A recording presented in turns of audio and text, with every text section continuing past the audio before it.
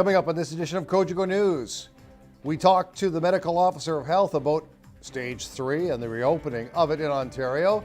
Patios open for a while. Now restaurants can open up indoors with restrictions. But hey, the playgrounds are there to be played upon.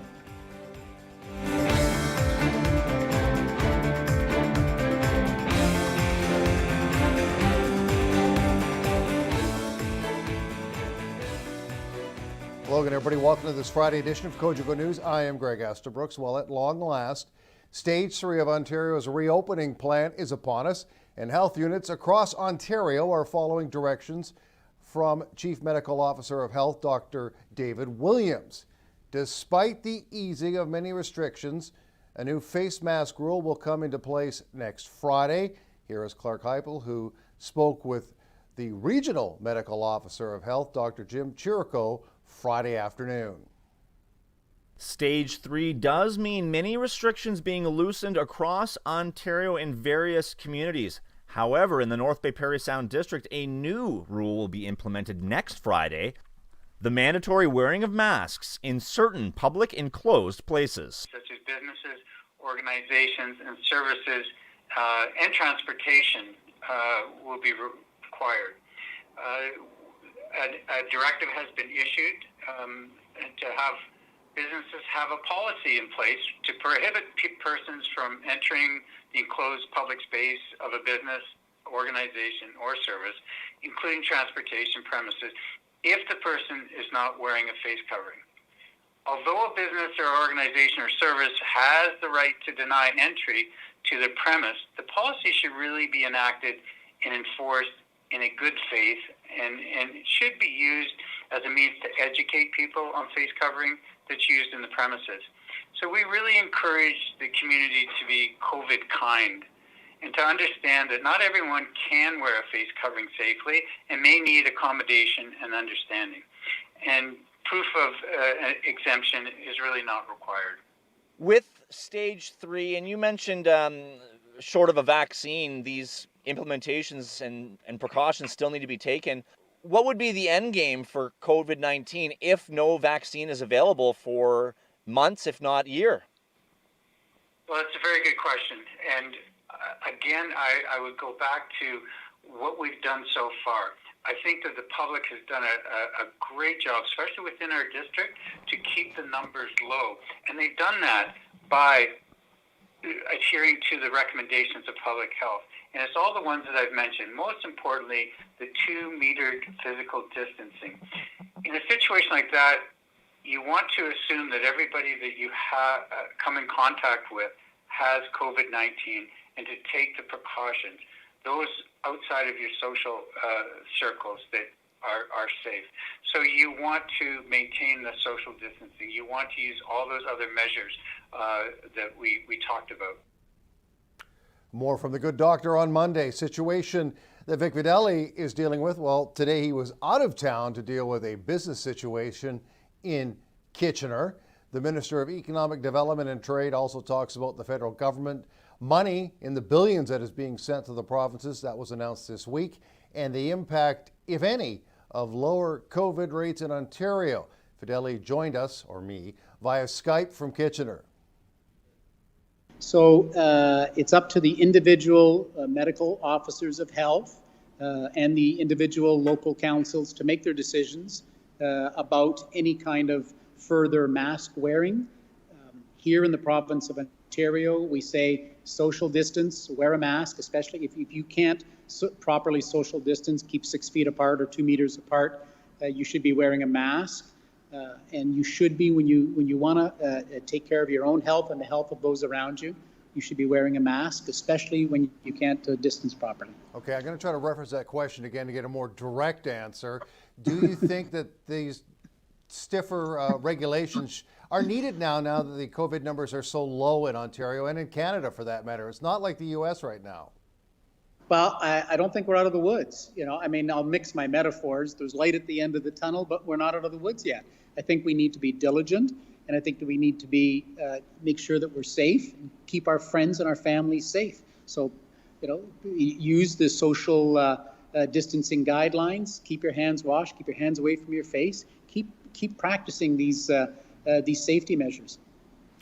Earlier this week, not that long ago, the Prime Minister announced a lot of money going to the provinces. While that certainly should help, there's going to be a mountainous debt load that the federal government will maybe have to deal with, and the provinces will have to deal with too. How do you kind of, pardon the pun, balance all of that? Well, first I want to thank Premier Ford and the rest of the premiers. We were all listening attentively over the last few days in our cabinet meetings as the Premier would come back and talk about the various structures of the various deals from the federal government. And I really think the premiers got together as one big family and pushed hard. I would congratulate the federal government, Deputy Minister Chrystia Freeland, who did the negotiations, Prime Minister Trudeau as well, for the fact that they have turned these mega billions over to the provinces and in turn to the municipalities. We need to make sure that that there are no gaps in the systems between the provinces and the municipalities, and for our families and for our businesses. But paying it back could take, to be frank, maybe generations. Well, we've heard from the Chief Budget Officer, we've heard from the Federal Finance Minister of the federal debt at $343 billion, but we are in unprecedented times. And these times call for unprecedented actions. Now, you're not in the riding today, as our little sign tells us. You're in Kitchener, which is the riding of Mike Harris Jr., the son of the former premier, and of course a North Bay native. Why were you there? We made a very major announcement with the premier today about intellectual property. So this is something that'll be of great interest to Nipissing University and Canadore College. We want to make sure that in Ontario, when we generate intellectual property ideas, that we also protect that property and then we commercialize it. Those are the real keys. So many times we have these great ideas that come out of our universities and colleges, and the ideas are bought up by US or international companies and gone. We've used taxpayer money to generate those ideas, and they're gone. We don't get the commercialization from it. So that's what we're here. We announced a new panel that will implement a report that we had done over this last 6 months. So it's going to be a very exciting opportunity to see those ideas turn into business opportunities here in Ontario and create jobs. North Bay Police spokesperson John Schultz said on Friday the efforts of 2 different police units from 2 different police departments were critical components in a pretty substantial drug bust made earlier this week. 4 area men facing a variety of charges. Also, about 24 grams of purple fentanyl seized, a working taser taken by police, and also a vehicle among the things seized by the North Bay Police Service. COVID-19 continues, but fentanyl is in all our communities in Canada, and that's as they're calling it now, the silent pandemic, because it's killing people in our communities. So we're fortunate here. We have a really good working relationship between the North Bay Police Street Crime Unit and the Organized Crime Enforcement Bureau of the Ontario Provincial Police. So in working together, they went forward with an investigation that culminated on 2 days ago in the late afternoon when they stopped a vehicle downtown in North Bay. The driver of the vehicle, who was also tested and charged with impaired driving by drug, was one of 4 people in the vehicle. They seized fentanyl, methamphetamine, the drugs, street value of over $11,000. They also seized cash, just over $655 in cash, and they seized the vehicle as through assets forfeiture because they were using that to deliver some of their product. What happens to the situation, John, to the best of your knowledge, when a vehicle is seized? They don't get access to it, especially if they're convicted of crime. That's right. So it's seized as part of the offense, and then the Crown Attorney would make a forfeiture application to have that seized as crime-related property. It would then be sold and go back to the province of Ontario. Unlike the United States, where police services get the byproducts of these types of seizures, here in Ontario it goes back to the province, so all the taxpayers get the benefit of that. Now, there were also, besides the drugs and paraphernalia and money seized, John, somebody had a working taser. Yeah, that's right. One individual, when they were searched, had a taser on them. It's a conductive energy weapon. These sometimes make their way into Canada. They are legal in other countries, and sometimes they get imported in. I don't know how he accessed this one. It's not a police model. This would be more of a security model that would be sold in other countries. But it was capable of discharging and giving a person a shock, basically. Break time has arrived here on Cogeco News. When we come back, we head out to the playground and also maybe get a bite to eat too. Indoors, that after this.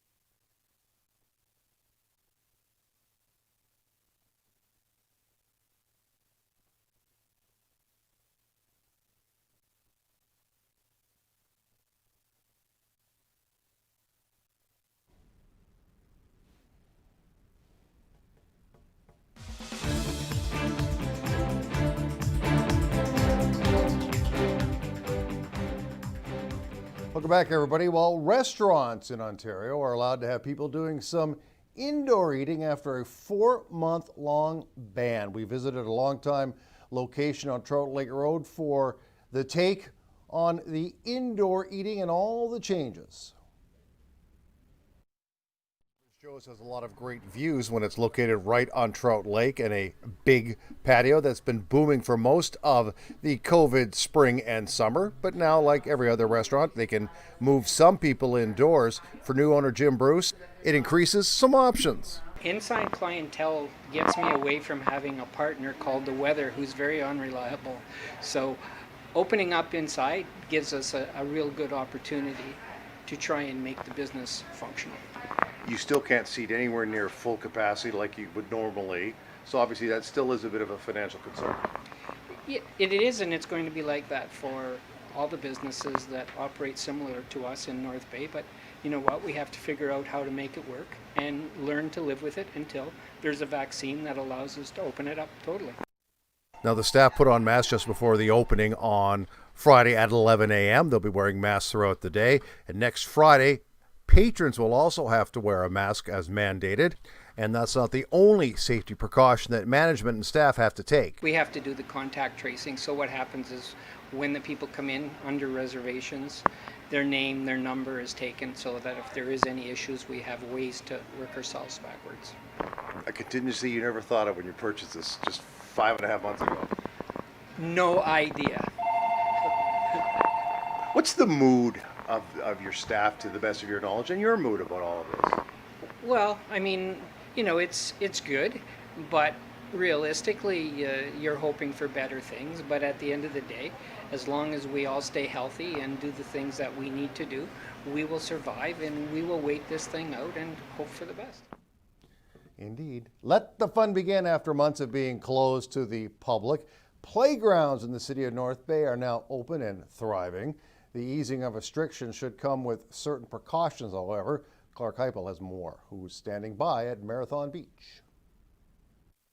Certainly big news on this Friday with Stage 3 being implemented across various communities around Ontario. Here in North Bay, the City of North Bay has announced that playgrounds are now fit for use. There are plenty of kids out playing in the sun. Parents and children need to be cautious, however. The kids are asked to sanitize before using the equipment and afterwards as well, because city staff unable to ensure the sanitization of the playground equipment over the daytime period. Now, plenty of kids out here, and I talked to Jaden and Leah, who could not just wait to get out here and swing around on this gorgeous sunny Friday. And just for the short time that I was at the Marathon Beach playground, a new friendship was made. I love meeting new people here, and I love swinging on the swings. And tell us about the friend you just met. His name's Jaden. We're just swinging together, and then I said hi, and then we just became friends, I guess. Now, Jaden, how difficult was it to kind of wait and not be able to play out in the park? Well, we've been waiting for a long time, and yeah, and like we had to wear face masks, but we decided not to bring them, so like we brought them just in case, but you know. And what have you been doing? Swings, jungle structure, what have you been all doing here? Just swings. And what does it feel like to be back in the air, swinging around? Good. And will you come out here almost every day, it seems now? Pretty much. With 2 more full weeks left in July and all of August, kids will have plenty of time to enjoy the playgrounds in North Bay. And don't forget about that Kiwanis playground, new playground equipment set up just next to Lee Park. Kids and their parents will just have to wait one more weekend, as on this Friday, the rubberized surface was poured, and it will cure over the weekend. And Gord Young from the city says the Kiwanis playground next to Lee Park will be open as of Monday. Reporting for Cogeco News, I'm Clark Heipel. Let's send it back to Greg at the news desk. Mr. Heipel has the weather forecast and a couple of actual events going on over the next few days of a charitable nature. That after this.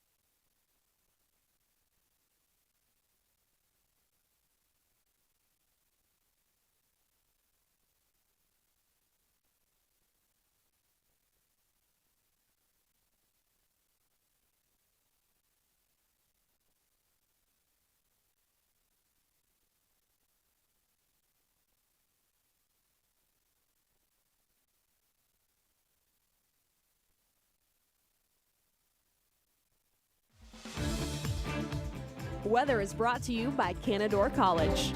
Great things happen here.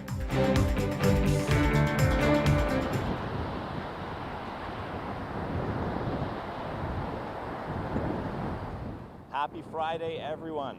Welcome back to Cogeco News. I'm Clark Heipel here in Thompson Park. I am here for your 5-day weather forecast brought to you by Canadore College.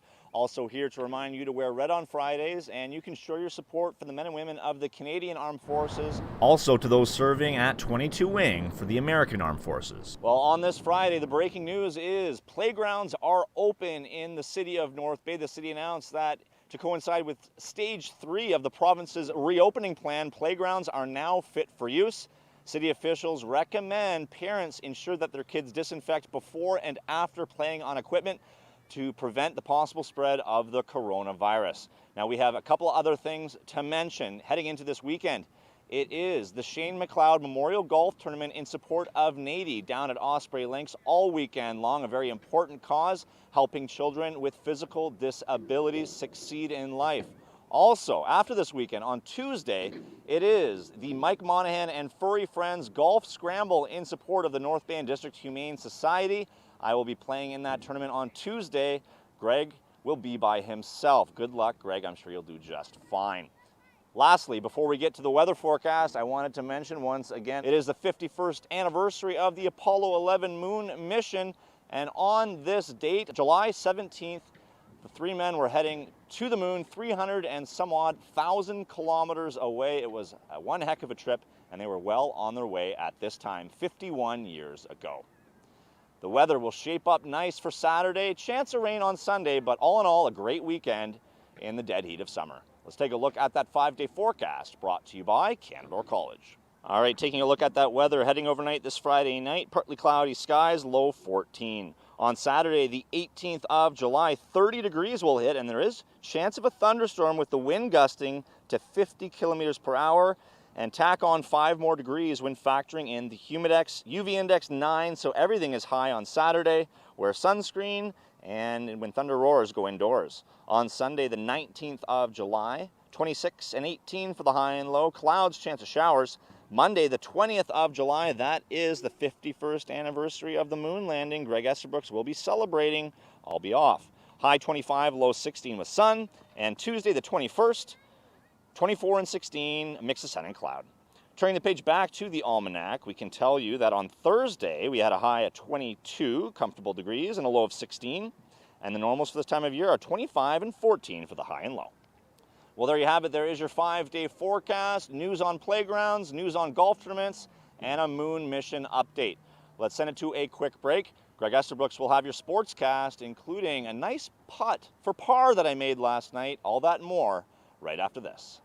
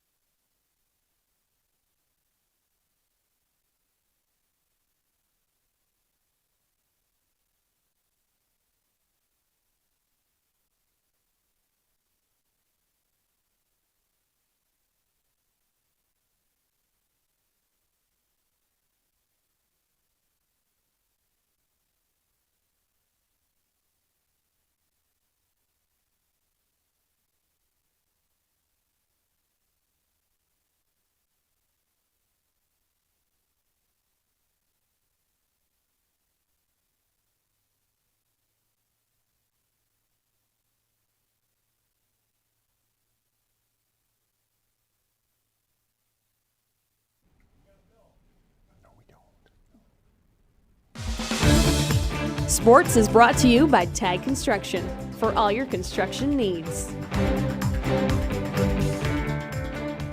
Welcome back, everybody. Yes, we're still talking hockey, although we don't know when that season's actually going to begin, at least in the amateur ranks. The Voodoos, though, are still assembling a roster, staying local for another signing, and interestingly enough, it's another player connected to the battalion. The clubs apparently are mending some fences. Defenseman Alex Little is going to be a Voodoo player sometime this fall. Well, Alex Little had came to us in kind of an unusual way. He was originally going to came up here and he was going to actually affiliate with another NOJHL team, and I guess no paperwork got done. And we saw early in the season how good of a defenseman he was with the midget trappers, and we ended up talking to because he's from Minden. We talked to his billet family, and we talked to Alex and Billy McMillan. And next thing you know, he's dressed and actually on a road trip, two or three game road trip. I think he got into 2 of the 3 games, so the kids got an opportunity to get to know Alex. We got to know Alex, and I mean, I think that's one of the best things about the affiliation is the fact that if you have a player that you're affiliating with that you want to sign next year, you get a pretty good idea about what they're like. Just like Ben White's another one, he affiliated with us, so we got a chance to get to know him. And Owen Ray was an affiliate actually the year before, even though we didn't have him this past season. So we even knew Owen Ray before that. So I think the ability to have them come and practice, get into games the year before, it is a really good opportunity for them. And we have to credit in this case the midget trappers and Billy McMillan for being as accommodating as he was to let Alex come up. And I mean, the plan was, if we were hoping to have a very long playoff run, and the plan was to have Alex Little with us all the way through there too. So we're excited because he has a lot of ability, and of course on top of all this, he's a battalion prospect too. So Adam Dennis will obviously have an opportunity to keep a close eye on him as well. So you're still going to have the odd battalion player on your roster? Yeah, we've been having some good dialogue this off season, and obviously we've signed 3 players. We've made 3 signing announcements, and 2 of the 3 are battalion prospects. So we're hoping to work with them in a little more of a capacity than the last season, and the relationship has been really going well this off season, and we may even have another signing announcement in the future with another battalion prospect, so we'll wait and see. Now this, a all too regular segment on Cogeco News called Heupel Home Movies. His marble winning contest shot was not available. We have this. HD vision glasses, perfect your putting in the rain.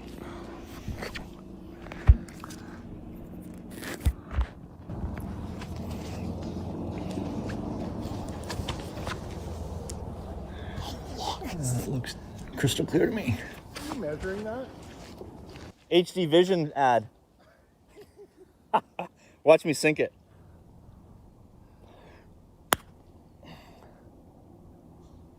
Oh, that's how many feet's that? 22. Yeah, 22 feet it out only in the took him rain. 7 takes to get it, folks. Let's be real. 7 takes. All right, that's it for News, Weather, Sports. Clark will be golfing at Osprey on Tuesday at a big fundraiser for the Humane Society. That's it for News, Weather, and Sports and other things on this Friday. We'll see you live at 5 for more Cogeco News on Monday.